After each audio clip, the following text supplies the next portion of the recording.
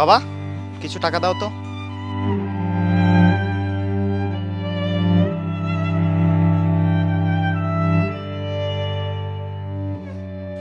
বাবা, এখন তো নেই, পরে নিস। জানতাম তোমার দেওয়ার ক্ষমতা নেই, এর জন্য তুমি ভ্যান চালাও।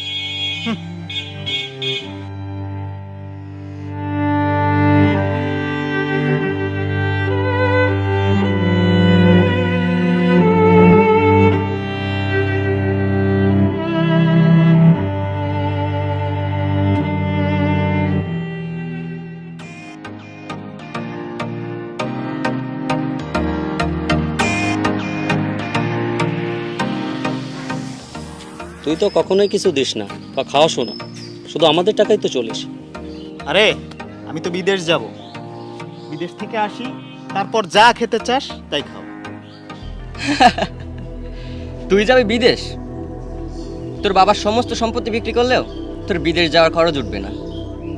আর একদিন দেখবি তোর ওই ছোট ভাই তোর বাবার সব সম্পত্তি দখল করে নেবে। আজই বাবাকে টাকার কথা বলবো।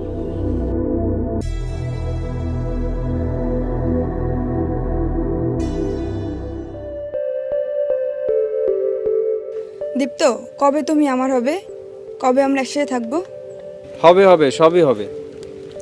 আগে আমার রেজাল্টটা বের হোক, কোনো একটা জব খুঁজে নেব, তারপরে আমরা একসাথে থাকতে পারবো। তুমি তো জানোই আমার পরিবারে বাবা আর বড় ভাই ছাড়া কেউই নেই। রেজাল্টটা বের হলে তারপরে তোমার কথা বাড়িতে বলবো।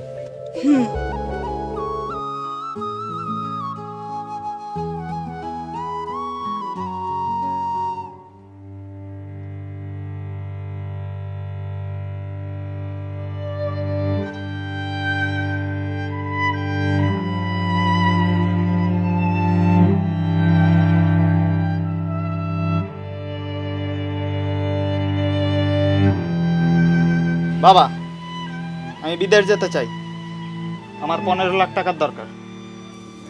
বাবা, তুই তো জানিস আমাদের কিভাবে সংসার চলে, এত টাকা আমি কোথায় পাবো?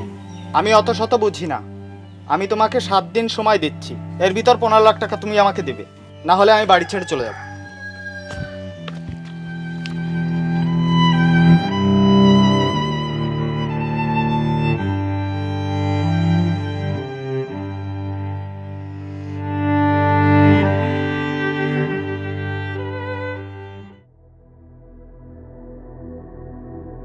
একটা চা দাও।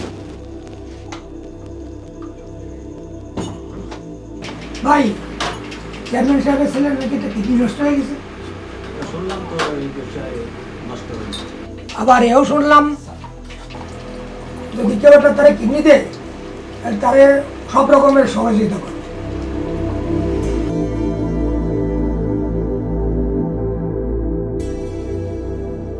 চেয়ারম্যান সাহেব,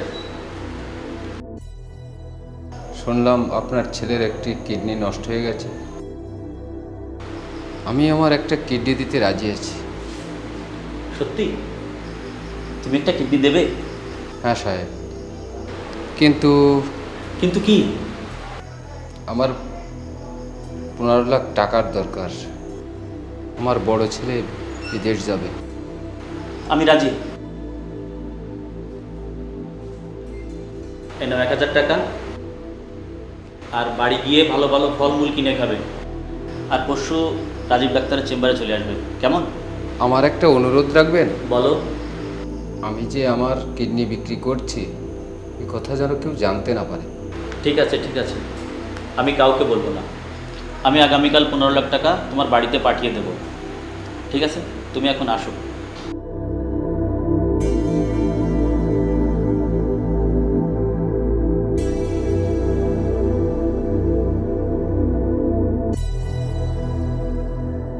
চাচা, আপনার জন্য চেয়ারম্যান সাহেব টাকাটা পাঠিয়েছে। আচ্ছা,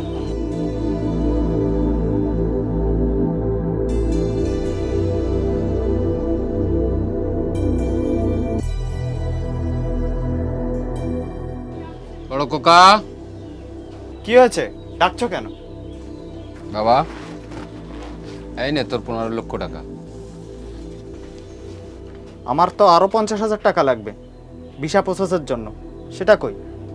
টাকার জন্য তোকে ভাবতে হবে না। আমি সামনের সপ্তাহে গ্রামের বাইরে যাচ্ছি, যাওয়ার আগে তোকে টাকাটা দিয়ে যাব। আচ্ছা ঠিক আছে।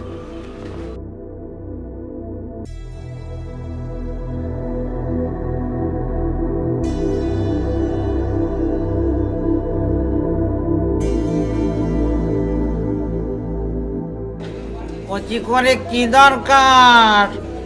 বাবু, আমার 50,000 টাকার দরকার। টাকা তো দিতেই পারি, কিন্তু কিছু তো রাখতে হবে কচি করে। বাবু, এই যে আমি আমার বাড়ির দলিল নিয়ে এসেছি।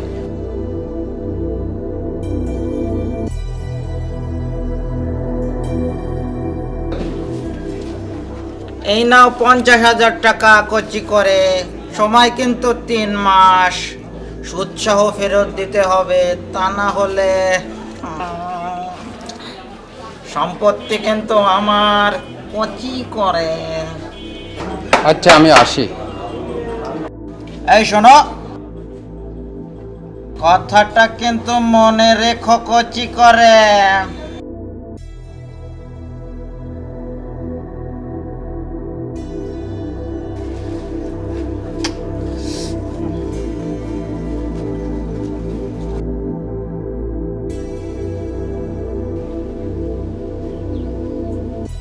এই নে বাবা, এই টাকাটা রাখ, তোর বড় ভাইকে দিস। কত টাকা?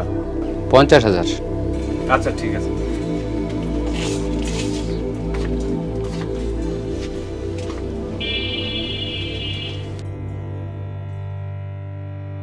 বাবা, আমি কিছুদিনের জন্য গ্রামের বাইরে যাচ্ছি। তোরা ভালো থাকিস, সাবধানে থাকিস।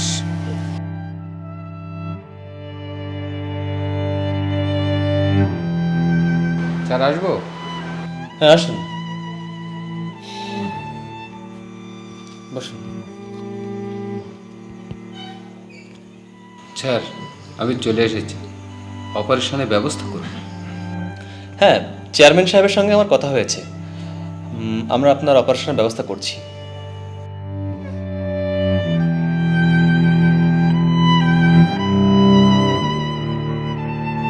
ডাক্তার সাহেব, আমার ছেলে এবং কিডনি প্রদানকারী কেমন আছে? ছেলে তো ঠিক আছে, কিন্তু কিডনি প্রদানকারীর হাতে সর্বোচ্চ 4 মাস সময় আছে। কি বলেন? আচ্ছা ঠিক আছে, আপনি ওনাকে কিছু বলবেন না। ঠিক আছে। ওকে। বাবা, তুমি এসেছো? বাবা, ভাইয়া না বিদেশে চলে গেছে। কি বলিস?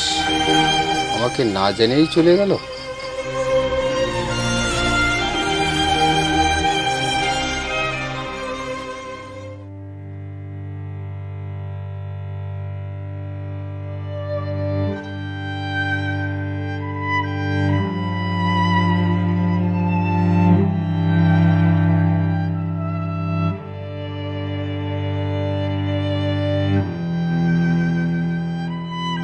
বাবা, কয়েকদিন ধরে তোমাকে দেখছি তুমি ঠিকমতো খাওয়া দাওয়া করছো না, আর তোমাকে দেখেও অসুস্থ মনে হচ্ছে। আমার মনে হয় তোমার একটা অসুখ হয়েছে। চলো ডাক্তারের কাছে যাই।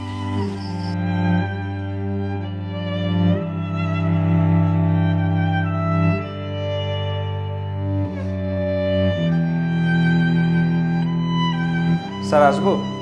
হ্যাঁ, এসো।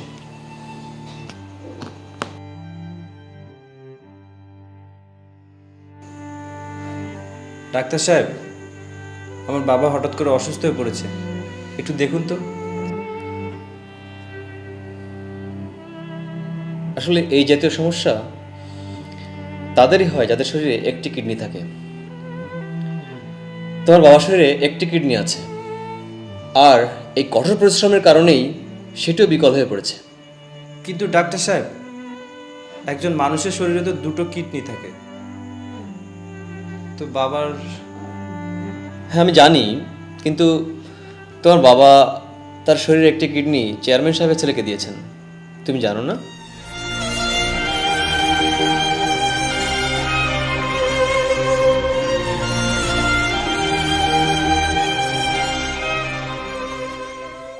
না ডাক্তার সাহেব, আমার বাবাকে বাঁচানোর কি আর কোনো রাস্তা নেই? হ্যাঁ আছে, কৃত্রিম কিডনি, কিন্তু তার মূল্য তো অনেক, 20 লাখ টাকা। 20 লক্ষ? এত টাকা কোথায় পাবো আমরা? ডাক্তার সাহেব, আমার একটা কিডনি নিয়ে নিন না। না, সেটা এখন আর হয় না। কিন্তু যেভাবে হোক আমার বাবাকে বাঁচান প্লিজ ডাক্তার সাহেব। শুনেছি তোমার বড় ভাই যিনি বিদেশ থাকেন, ওনার সঙ্গে যোগাযোগ করো। তবে মনে রেখো, ওনার হাতে কিন্তু সময় খুবই অল্প।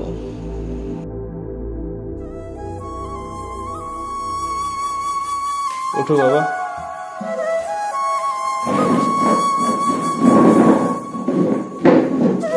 আসি ডাক্তার সাহেব।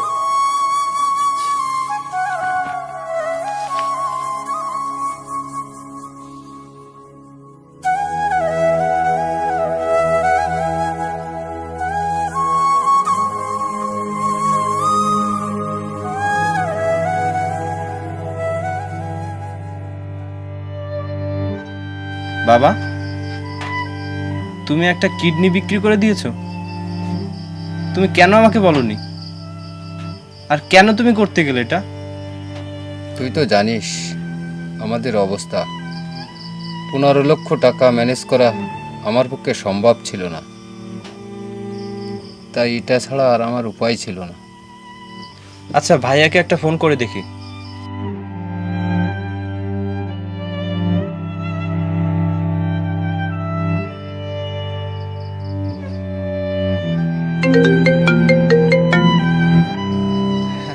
হ্যালো ভাইয়া। হ্যাঁ, কেমন আছো তুমি? হ্যাঁ, ভালো আছি। তুই কেমন আছিস? আমি ভালো নেই। বাবা না খুব অসুস্থ। ডাক্তার বলেছে তাড়াতাড়ি অপারেশন করাতে হবে, তা না হলে হয়তো বাবাকে আর বাঁচাতে পারবো না। তা আমাকে ফোন করেছিস কেন? আর কখনো এ ব্যাপারে আমাকে ফোন দিবি না। ফোন রাখ।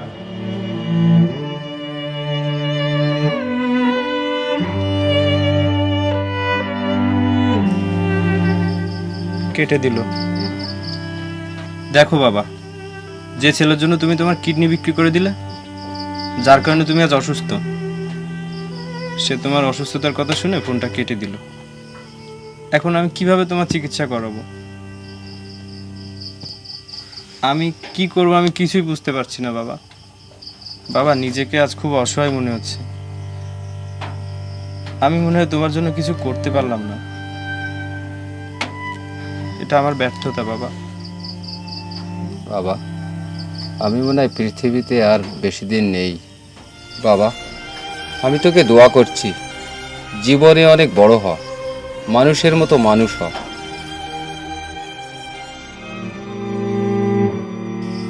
বাবা, তুমি ওষুধটা খেয়ে ঘুমিয়ে পড়ো।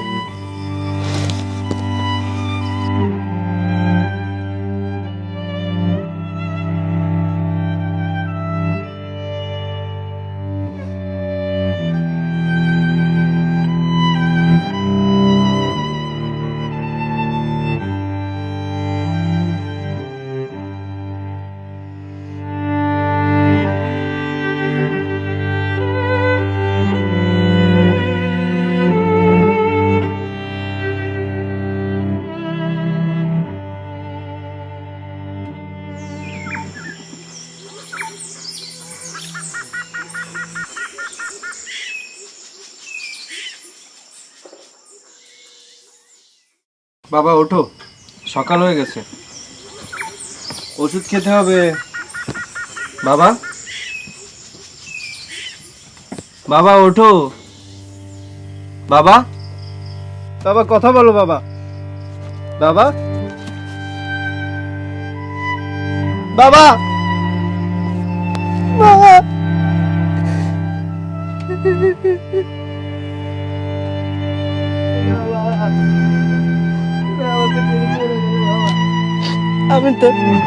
আমি তো একা হয়ে গেলাম। আমার আর কেউ থাকলো না বাবা। আমি কিভাবে থাকবো, কি নিয়ে বাঁচবো বাবা?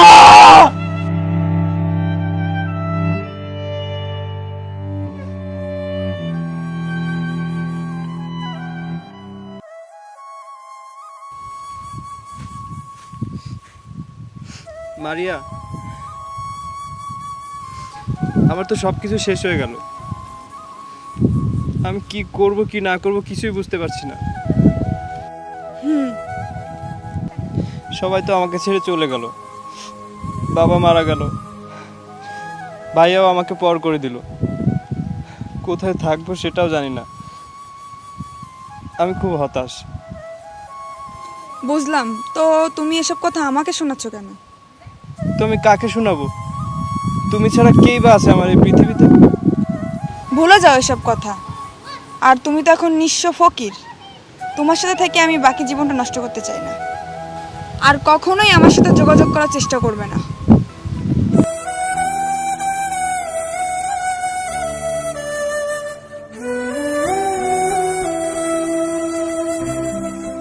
তিন মাস তো হয়েই গেল, আর তোর বাপ টপকেও গেল। আমার টাকা কোথায়? যা, বাড়ি থেকে বের হয়ে যা, যা বলছি।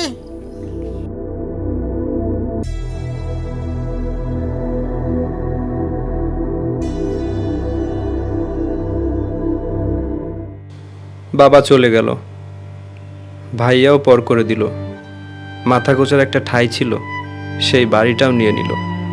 আর এসব দেখে নিজের ভালোবাসার মানুষটাও পর করে দিল।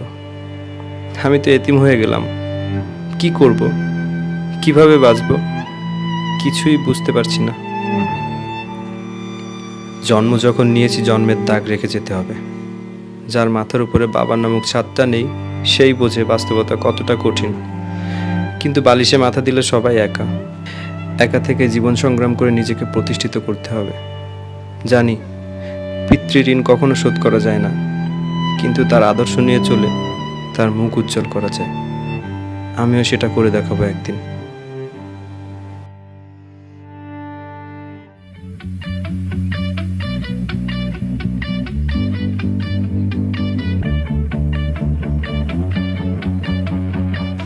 Mr. Adnan, we are extremely sorry to say that you have to quit this job right now, okay?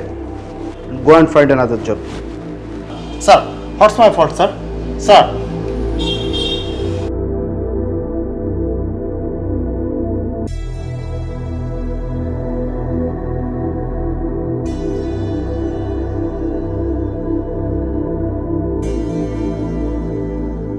বিদেশের মাটিতে বেকার থাকা আসলেই খুব কষ্টের। এত সুন্দর একটা চাকরি ছিল, সেটাও হারালাম। জমানো কিছু টাকা আছে, দেশে ফিরে একটা ব্যবসা শুরু করি।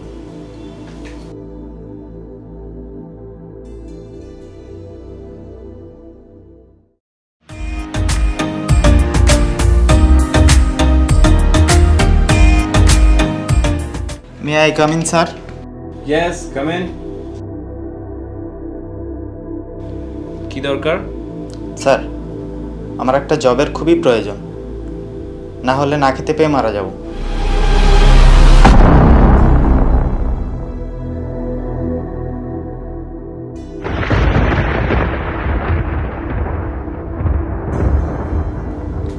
তুই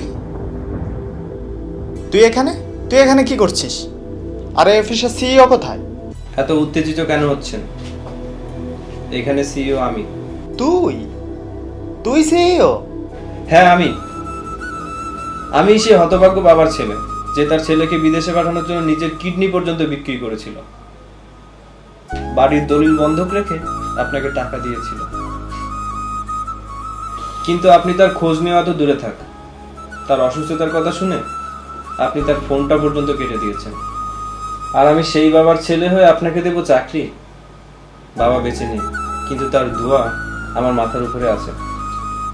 আর সেজন্য হয়তো পাওনাদারদের কাছ থেকে বিতাড়িত হওয়ার পরও নিজেকে প্রতিষ্ঠিত করতে পেরেছি, নিজেকে আজ এই অবস্থানে আনতে পেরেছি। ভাই, তুই তো আমার ছোট ভাই, তুই এভাবে আমাকে ফিরিয়ে দিতে পারিস না। বিদেশে আমার হঠাৎ চাকরিটা চলে যায়, দেশে এসে একটা ব্যবসাও শুরু করি, কিন্তু ব্যবসায় সব হারিয়ে আমি পথে বসেছি। আর এখন ছোট একটা চাকরির খুবই দরকার, না হলে না খেতে পেয়ে মারা যাব। ভাই, কোথায় ছিল এই ভাই যেদিন আমার বাবা টাকার অভাবে বিনা চিকিৎসায় মারা গেছে? আজ আমার এই ভাইয়ের কোনো প্রয়োজন নেই। Now you get lost from here. আপনি এখান থেকে বেরিয়ে গেলে আমি খুব খুশি হব, সো প্লিজ।